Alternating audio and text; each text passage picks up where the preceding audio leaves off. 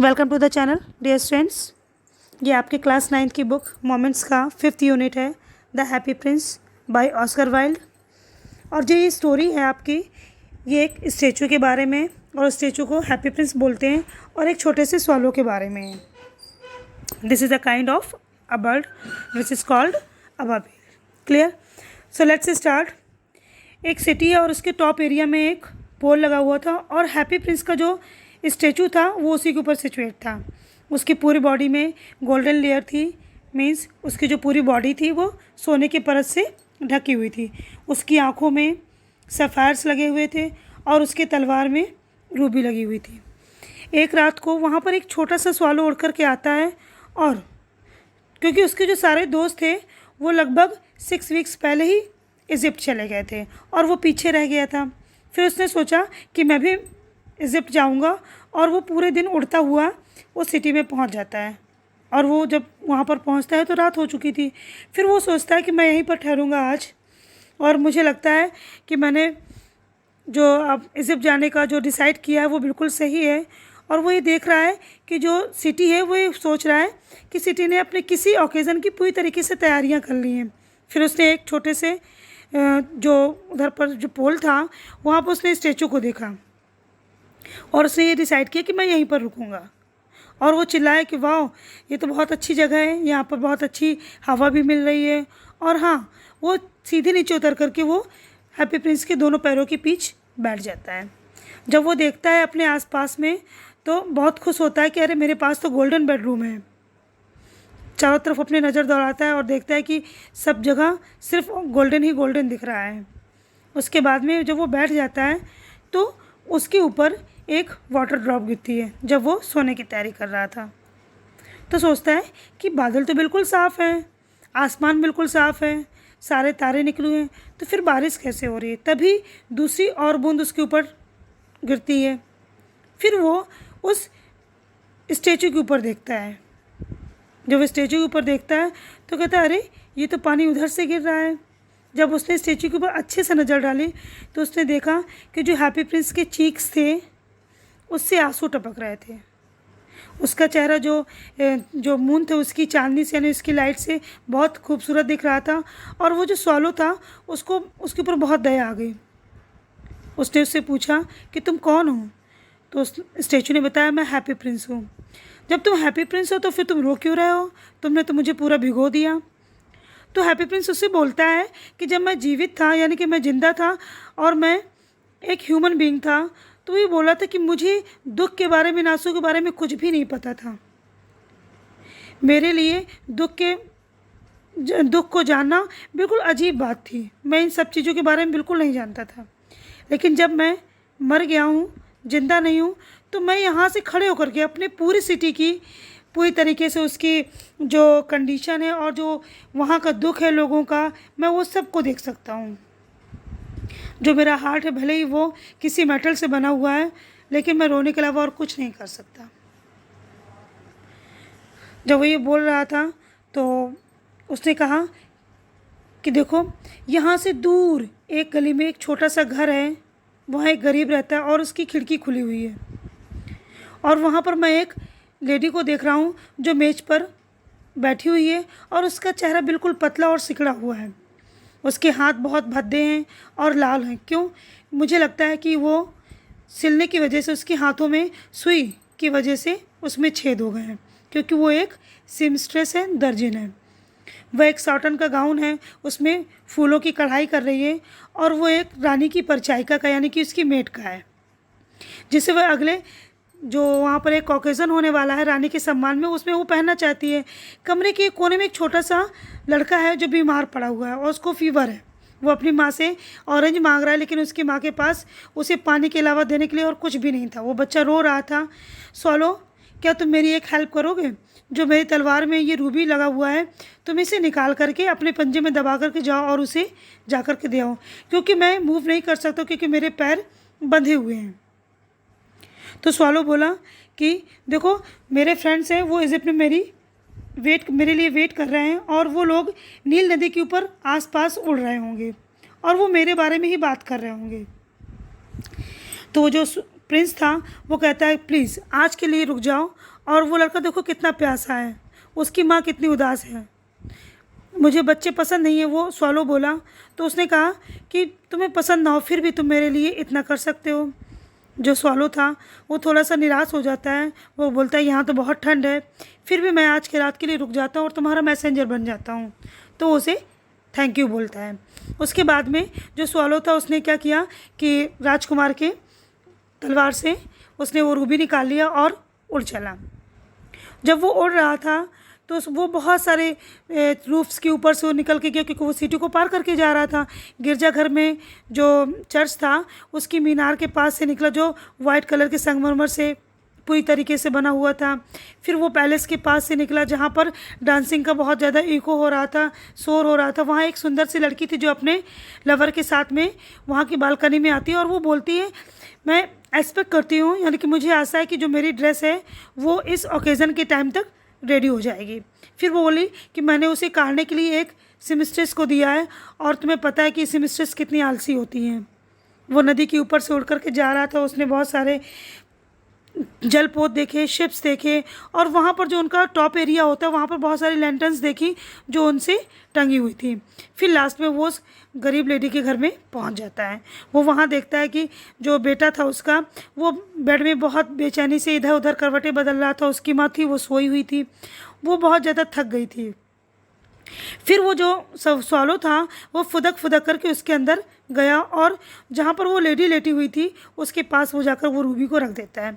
फिर धीरे से पलंग को राउंड करता हुआ उस बच्चे के पास में आता है और उसके मत्थे के ऊपर वो अपने पंखों से हवा करता है। तो वो जो लड़का था वो बोलता है कि वाह कितना अच्छा लग रहा है, कितना ठंडक फील हो रही है, मैं जल्दी ही ठीक हो जाऊँगा। उसके बाद में स्वॉलो अबाबिल के पास जो स्वॉलो था वो हैप्पी प्रिंस के पास वापस उड़ करके जाता है और उसे बताता है कि उसने क्या क्या काम किया है। वो सारी चीज़ें बता रहा था कि उसने इतना अच्छा काम किया तो उसे वार्म फील हो रहा है। इसका कारण ये है, हैप्पी प्रिंस ने कहा कि तुमने इतना अच्छा काम किया है तभी तुम्हें इतना अच्छा फील हो रहा है। उसके बाद में फिर वो उसके पास जा कर के सो जाता है। नेक्स्ट डे फिर वो बाहर निकला और उसने वहाँ जो रिवर थी उसमें उसने नहाया। नहाने के बाद में फिर वो बोलता है कि आज की रात में मैं मिस्र निकल जाऊँगा, यानी इजिप्ट के लिए निकल जाऊँगा। स्वॉलो जो ऐसा बोलता है और वो बहुत खुश है क्योंकि वो वहाँ जाने से बहुत ज़्यादा खुश हो रहा है। उसके बाद में फिर वो वहाँ पे बहुत सारी बिल्डिंग्स थी, उनके बिल्डिंग्स के टॉप पर वो जा कर के नहाने के बाद बैठ जाता है और अपना पूरा दिन उसी में गुजार देता है। उसके बाद में जब शाम होती है तो वो फिर से हैप्पी प्रिंस के पास उड़ करके आता है और उससे बोलता है क्या तुम मुझसे कोई और काम करवाना चाहता हो। तो हैप्पी प्रिंस जो था वो बोलता है कि प्लीज़ डियर स्वॉलो आज रात के लिए और रुक जाऊँ। तो वो कहता है नहीं मैं आज नहीं रुक सकता। उसने कहा प्लीज़ देखो ना, एक जो नदी है जो नगर के किनारे वाला एरिया है वहाँ पर एक यंग मैन है, वहाँ पर वो अपने अटारी में बैठा हुआ दिख रहा है और उसके आसपास सिर्फ पेपर्स ही दिख रहे हैं।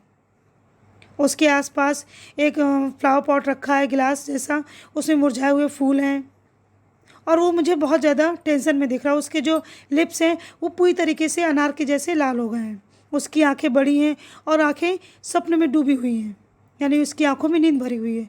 वो एक थिएटर का जो एक डायरेक्टर था उसके ड्रामा के लिए वो एक स्टोरी लिख रहा था और उसको ड्रामा पूरी तरीके से आज ही लिखना था, लेकिन इतनी ठंड थी कि वो इसको लिखने के लिए कैपेबल नहीं है।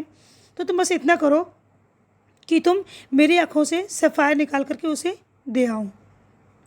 स्वॉलो बड़ा चिंतित हो जाता है और वो उसे कहता नहीं मैं तुम्हारे सफ़ायर्स को तुम्हारी आँखों से नहीं निकाल सकता।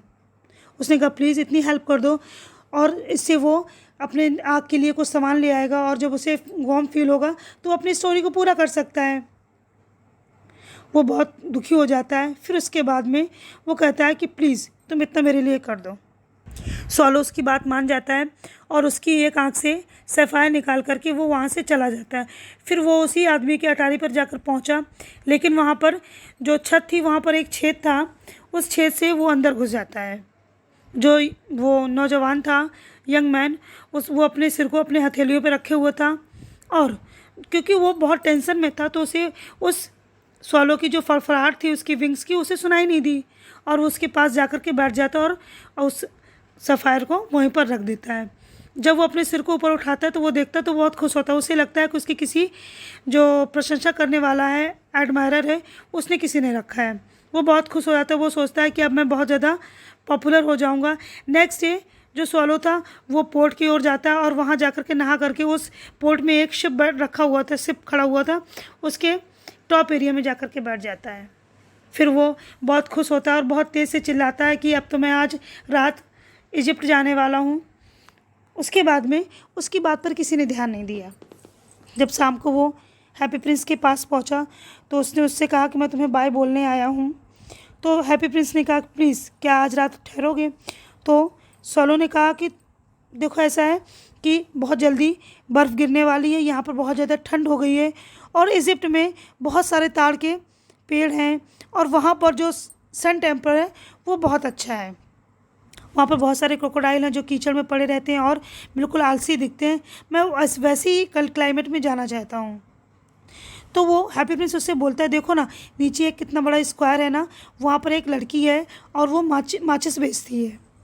उसकी जो माचिस हैं वो एक नाले में गिर गई हैं और वो पूरी तरीके से डिस्ट्रॉय हो गई हैं। उसे डर है कि उसके फादर उसे पीटेंगे। वो रो रही है। वो ना तो मोज़े पहने हुए ना ही जूते पहने हुए, बिल्कुल छोटी सी है, उसके सिर पे भी कुछ नहीं है। तो मेरी आँख से दूसरी सफ़ायर निकाल लो और उस बच्ची को दे दो, फिर उसके बाद उसका फादर उसे पीटेगा नहीं।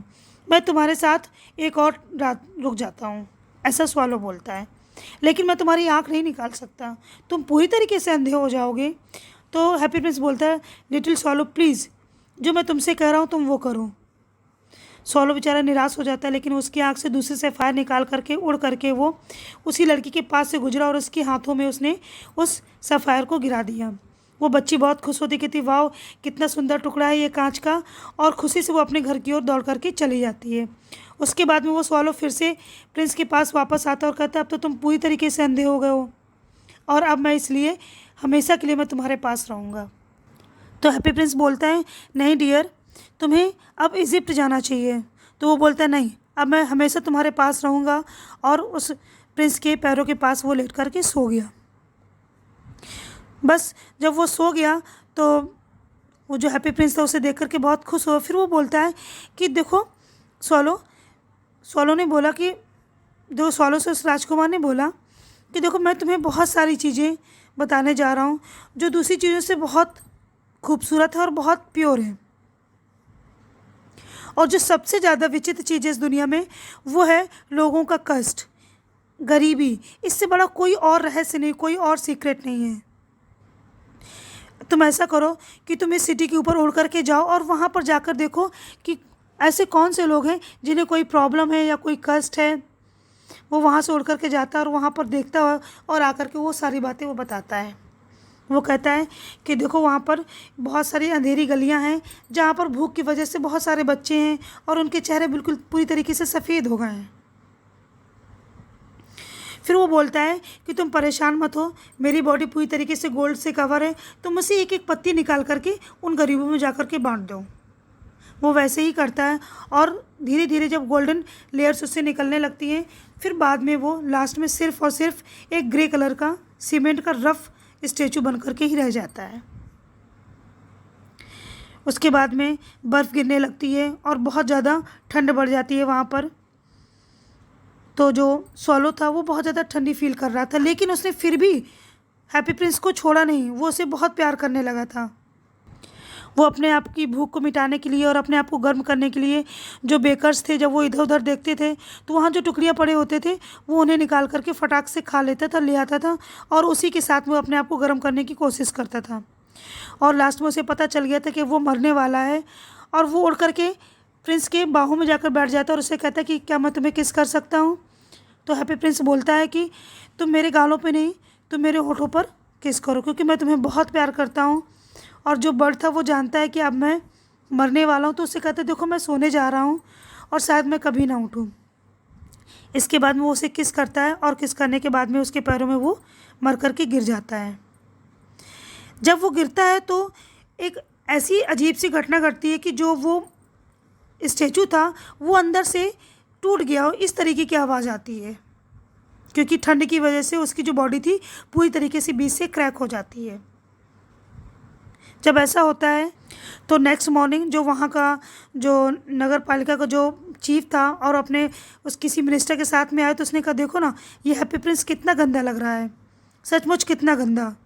उसने चिल्लाया कि अब ऐसा करते हैं, इस मूर्ति को यहाँ से हटा देते हैं, क्योंकि इसके पास कुछ भी नहीं बचा हुआ, ना तो उसकी सैफायर्स हैं, ना रूबी है, ना ही उसके ऊपर कोई कवर है। वो बिल्कुल भिखारी जैसा लग रहा है। उसके बाद में उसको वहाँ से निकाल दिया जाता है और उसे निकाल करके फर्नेस में डाल दिया जाता है। उसकी सारी चीज़ें गल जाती हैं, लेकिन जो उसका हार्ट था वो लेड का बना हुआ था, वो नहीं गलता है। फिर ऊपर जो भगवान है वो अपने देवगढ़ से कहते हैं कि जाओ और जाकर के उस नगर से जो सबसे प्रेशस चीज़ें हैं दो, उन्हें लेकर के आओ। तो जो उनके गढ़ थे वो वहाँ पर जाते हो, तो बस वो जो शीशे का हार्ट था और जो सॉलो का जो डेड बॉडी थी, वो दोनों पास पास में ही पड़े थे, उन्हीं को उठा करके लाते हैं। तो गॉड कहते हैं कि तुमने बिल्कुल सही चीज़ चुनी है, इससे ज़्यादा सुंदर और इससे ज़्यादा प्रेशस इस नगर में कोई और चीज़ नहीं है। सो दैट्स इट, आपका चैप्टर यहीं कंप्लीट होता है। We will see next chapter in your next video. Thank you so much for watching.